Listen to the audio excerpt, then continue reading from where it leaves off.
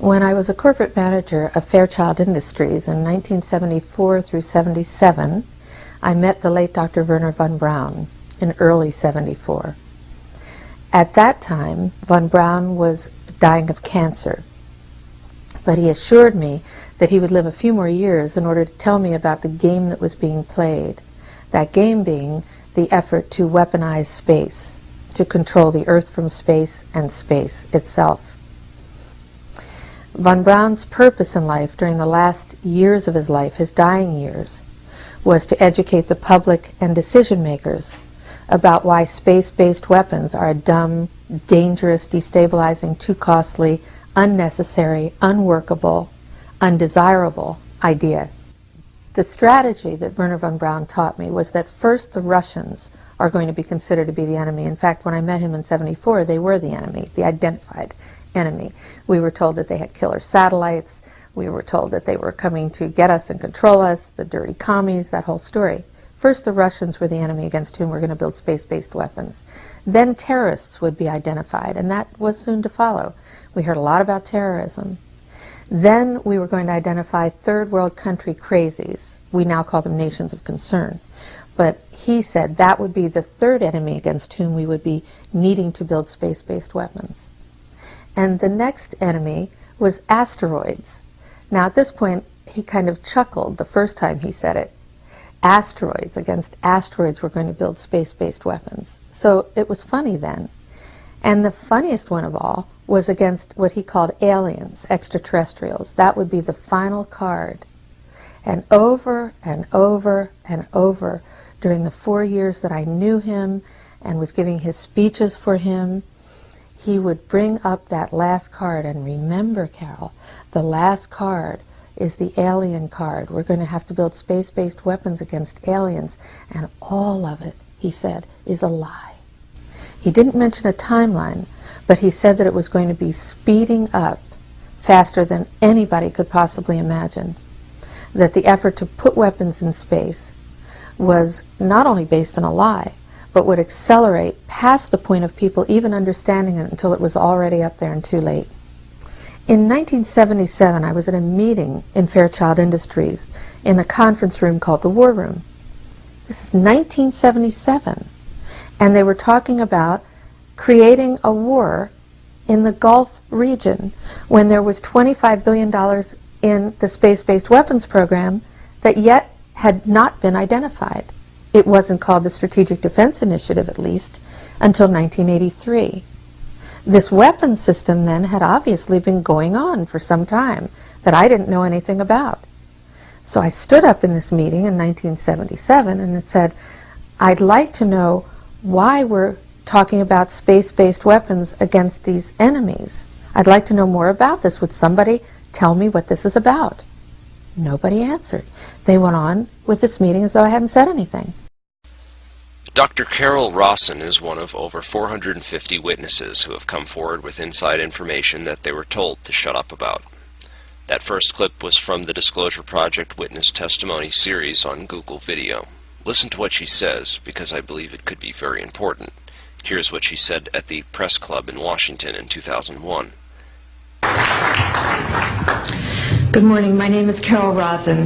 In 1974, after being a 6th grade school teacher, I was introduced to the late Dr. Wernher von Braun in the U.S., the father of rocketry. In my first meeting with him, during that first 3.5 hours, he said to me, Carol, you will stop the weaponization of space. And I said, you know, teachers don't stop until June. He said, no, you have to understand, this is February.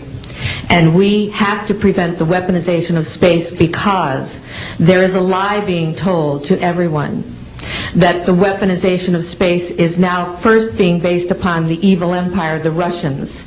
There are many enemies, he said, against whom we're going to build this space-based weapon system. The first of whom was the Russians, which was existing at that time. Then there would be terrorists. Then there would be third world countries. Now we call them rogue nations or nations of concern.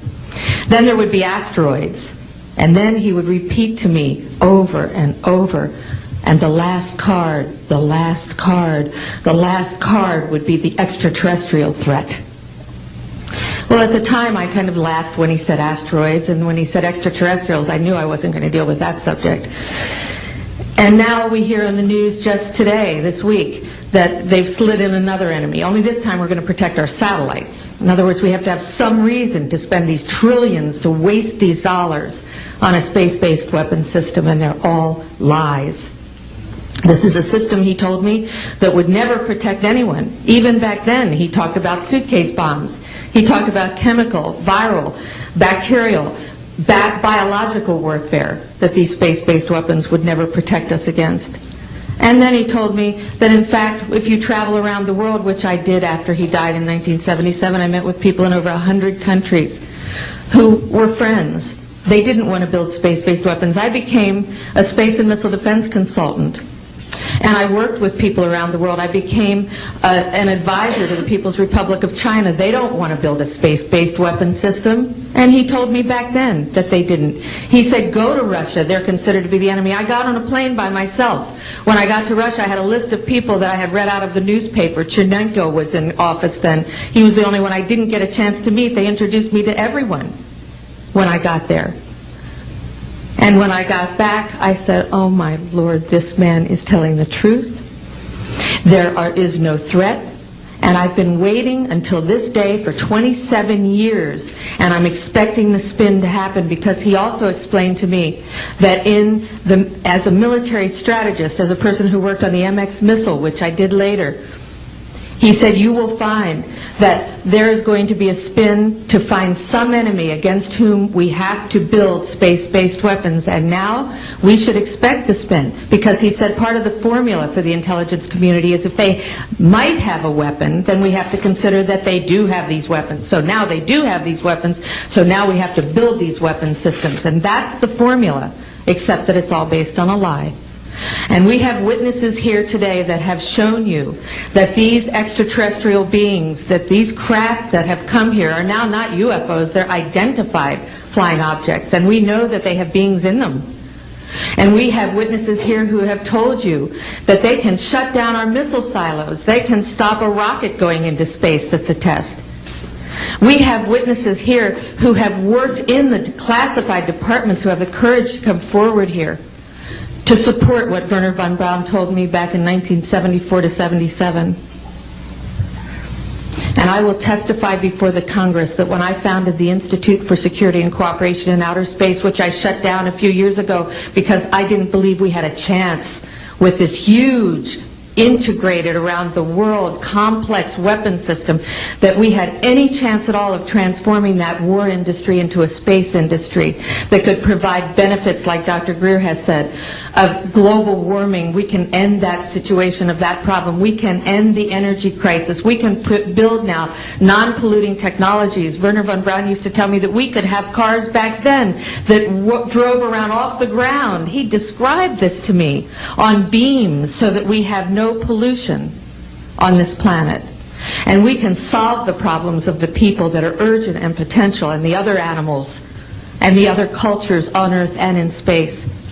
And we can end the arms race without dislocating the industry jobs, without disrupting the economy, by transforming, Wernher von Braun told me, the war industry into a global cooperative space industry that will provide, he said, finally, more jobs and profits on this planet than during any hot or cold wartime, more products and services that can be applied directly to solving the problems of this planet.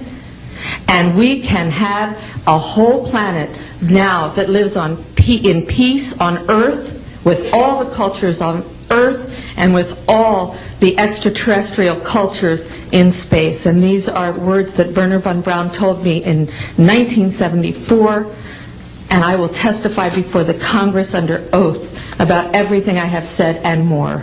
Thank you.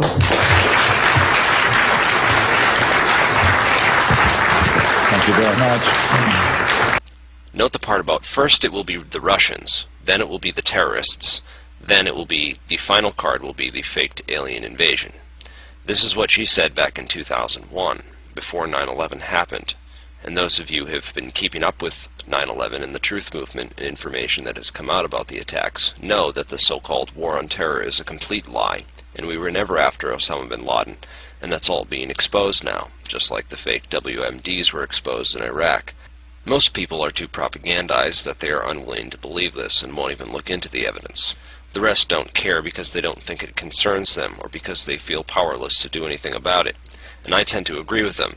The criminals who caused 9/11, who had the connections to all the inside security at the World Trade Centers and the cooperation of the intelligence community in the White House, will never be prosecuted for their crimes. They got away with it.